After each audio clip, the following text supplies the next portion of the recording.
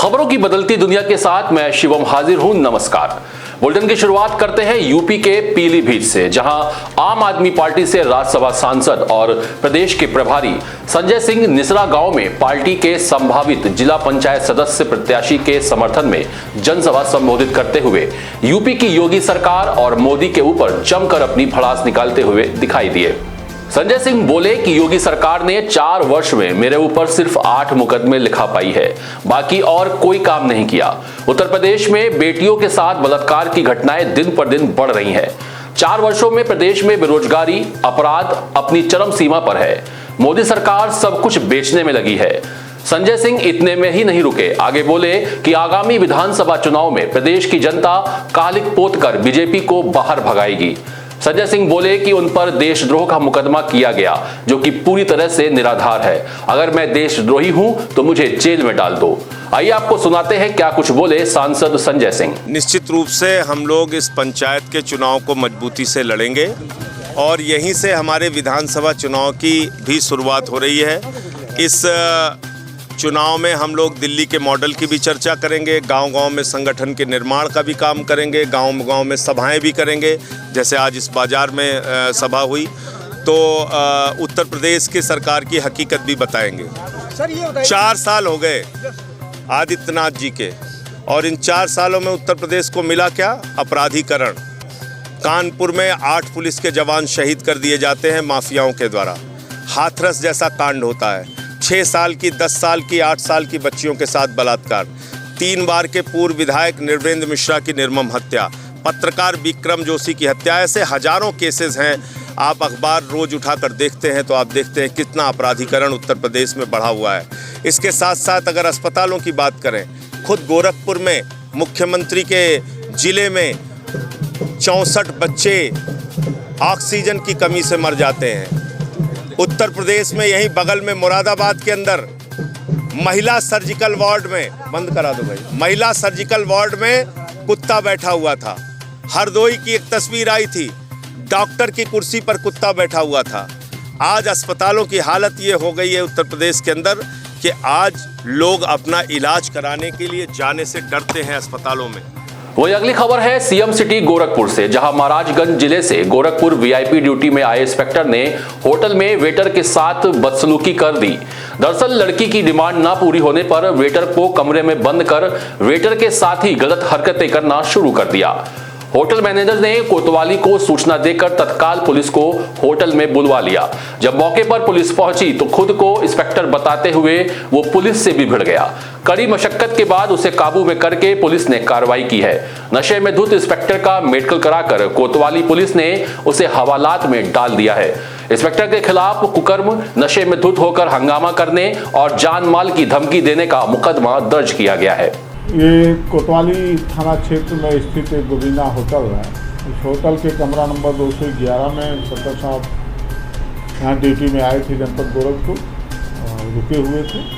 वही अगली खबर है कानपुर से, जहां चंद्रशेखर आजाद कृषि एवं प्रौद्योगिकी विश्वविद्यालय में वार्षिक दीक्षांत समारोह में महामहिम राज्यपाल आनंदीबेन पटेल ने कार्यक्रम का शुभारंभ दीप प्रज्वलित कर किया। वही महामहिम ने सीएसए में होनहार छात्र छात्राओं को सम्मानित किया। छात्र छात्राओं के उज्जवल भविष्य की बधाई देते हुए राज्यपाल ने शपथ भी दिलाई। वहीं 9 छात्राओं और 6 छात्रों को गोल्डन मेडल दिए गए और 14 छात्र छात्राओं को सिल्वर मेडल दिए गए। साथ ही सैकड़ों छात्रों को उपाधियां दी गई। वही महामहिम राज्यपाल ने प्राथमिक विद्यालय के बच्चों को बैग, फल, किताबें भी वितरित की। वही महामहिम ने छात्र छात्राओं को संबोधित करते हुए कहा कि देश में महिलाओं की समस्या अधिक है, जिसको केंद्र सरकार ने समझा ही नहीं बल्कि उन समस्याओं को सुलझाने का भी प्रयास लगातार जारी है। महिलाओं की रोजगार की समस्या, महिलाओं पर दहेज उत्पीड़न जैसी बात कहीं, साथ ही उन्होंने उपाधि प्राप्त करने वाले छात्रों से भी कहा कि आप सब भी दहेज से दूर रहें। वहीं अब रुख करते हैं मथुरा की तरफ, जहां एक तरफ आगामी पर्व और चुनावों के मद्देनजर उत्तर प्रदेश सरकार के आदेश के चलते शराब माफियाओं को पकड़ने के लिए निर्देशित किया गया है। इसी क्रम में आबकारी और मथुरा पुलिस ने संयुक्त रूप से कार्रवाई करते हुए अवैध रूप से लाई जा रही शराब की बड़ी खेप बरामद की है। आबकारी विभाग द्वारा एक ट्रक में करीब 1000 शराब की पेटी बरामद की गई। वहीं पकड़ी गई शराब की कीमत 40 लाख रुपए बताई जा रही है।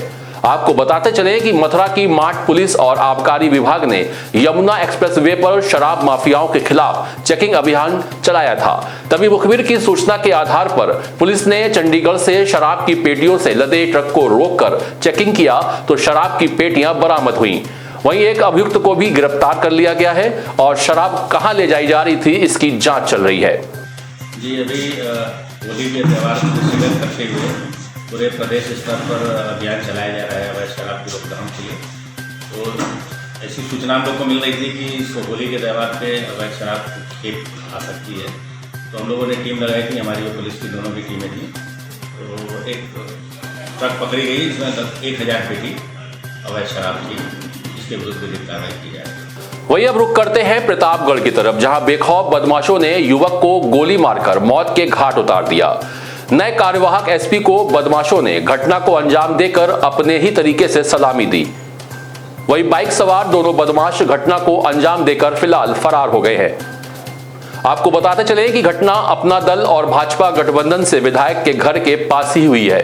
वही मौके पर पहुंची पुलिस घटना की छानबीन करने में जुटी है। मृत रामपाल, जिनकी उम्र 45 वर्ष बताई जा रही है, पेशे से राजगीर मिस्त्री थे। साइकिल से घर जाते समय बदमाशों की गोली का शिकार हो गए और मौके पर ही उनकी मृत्यु हो गई। फिलहाल पुलिस ने शव को पोस्टमार्टम के लिए भेज दिया है और बदमाशों की तलाश और विधिक कार्रवाई करी जा रही है। लगभग 8 बजे थाना कोतवाली नगर स्थित ग्राम पूरे ईश्वरनाथ का रामपाल, पिता का नाम बुद्धिराम, उम्र लगभग 45 वर्ष, वह अपने घर जा रहा था। पीछे से मोटरसाइकिल सवार 2 अज्ञात व्यक्ति आए और नजदीक पहुंचकर गोली मार दिए, जिससे उसकी मौके पर मृत्यु हुई। ऐसी सूचना प्राप्त हुई। पुलिस मौके पर पहुंच करके जनता के सहयोग से शव को पंचायतनामा पोस्टमार्टम हेतु जिला अस्पताल मोर्चरी भिजवा दिया गया है। मौके पर कानून व्यवस्था की स्थिति सामान्य है और घटना का शीघ्र खुलासा कर लिया जाएगा। वही अगली खबर है देवरिया से, जहां एक बार फिर रेल कर्मचारी ने भटनी में पूरे परिवार को नशीला पदार्थ खिलाने के बाद रेल कर्मचारी ने एक किशोरी को बंधक बनाकर दुष्कर्म कर दिया। वहीं किशोरी बेहोशी की हालत में दक्षिणी रेलवे कॉलोनी के विश्राम कक्ष के पास झाड़ियों में मिली। उसके हाथ, पैर और मुंह में कपड़ा ठुसा हुआ था। आपको बताते चले कि आजमगढ़ जिले की रहने वाली महिला भटनी रेलवे स्टेशन में चतुर्थ श्रेणी कर्मचारी के पद पर कार्यरत है। वह अपनी 14 वर्षीय बेटी और 8 वर्षीय बेटे के साथ दक्षिणी रेलवे कॉलोनी में रहती है। घटना से पहले पूरा परिवार भोजन करके सो रहा था। देर रात महिला की नींद खुली तो उसकी बेटी गायब दिखी। रात भर ढूंढने के बाद किशोरी अगले दिन सुबह झाड़ियों में बेहोशी हालत में पाई गई। वहीं आरोपी गोरखपुर में रेल कर्मचारी है। जीएम के निरीक्षण में उसकी ड्यूटी भटनी रेल विश्राम कक्ष में लगाई गई थी। वहीं रेलवे की जांच में पता चला है कि आरोपी रात को किशोरी को विश्राम कक्ष लाया था। वहीं घटना के बाद से आरोपी रेल कर्मचारी मौके से फरार है। फिलहाल पुलिस आरोपी की खोजबीन कर रही है। 4 बजे करीब इससे पानी मांगा, ये पानी लेकर गेस्ट हाउस पर गई और गेस्ट हाउस पर जाने के बाद से वापस नहीं है। हम 1 बजे मेरा नींद टूटा तो हम बोले सामने कहाँ है, पूरा रूम खोज डाले, कोई निशानी नहीं है। पूरा गेस्ट हाउस वो वहाँ पर पहुँचे, उसके रूम के पास पहुँचे तो अंदर से वो दरवाज़ा बंद किया हुआ था। हमने बोला कि संतोष दरवाज़ा खोलिए, संतोष दरवाज़ा खोलिए, तो नहीं खोला। फिर हमने फ़ोन किया उसके पास, वो अपना मोबाइल स्विच ऑफ कर रखा था। तो हमने अपने मोहल्ले वाले को जगा दिया बोल कर कि हमारी लड़की गायब हो गई है। फिलहाल हमारे खास बुलेटिन में इतना ही। देश और प्रदेश की तमाम खबरों के लिए देखते रहिए जनमत न्यूज़। नमस्कार।